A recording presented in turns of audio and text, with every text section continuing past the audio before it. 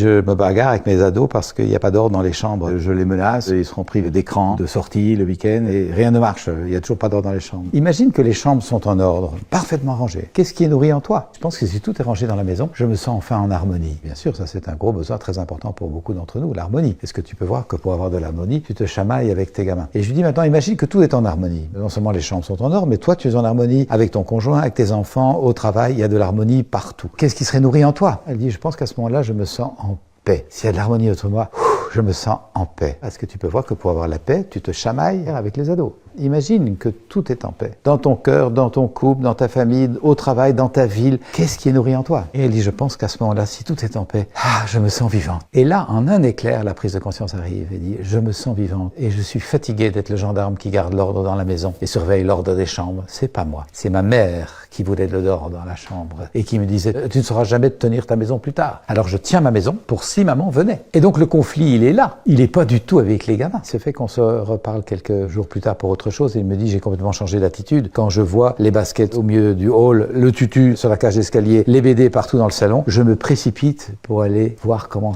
s'est passée la journée, comment s'est passée la partie de foot, comment s'est passée la répétition de danse. Qu'est-ce que tu as lu comme BD aujourd'hui? Je crée du lien, le lien d'abord. Avant, j'aurais tout bousillé en disant, vous allez ranger vos affaires, je peux pas vous laisser seul dans la maison. Non, le lien d'abord. Et quand je pris un petit moment d'enchantement avec chacun autour de ce qui leur a plu, je n'ai pas de mal parce que j'ai pas démissionné de moi. Quand je souhaite que la maison soit paisible pour dîner ensemble, de dire les enfants, ça vous va de ranger vos affaires, le tutu, les baskets, tout ça, merci beaucoup, à tout à l'heure. Et ça se fait. Ça se fait parce qu'il y a du nous, parce que la qualité de la relation a été chérie et honorée. Et quand le lien est profond avec chacun d'entre eux, la mise en œuvre du vivre ensemble se fait plus facilement. Inversement, s'il n'y a pas de lien, attends qu'on va faire chier tout le monde. Parce que c'est une autre façon de faire du lien. Si je ne suis pas dans un lien harmonieux avec maman, je vais être dans un lien disharmonieux. Mais ça me tient lieu de lien.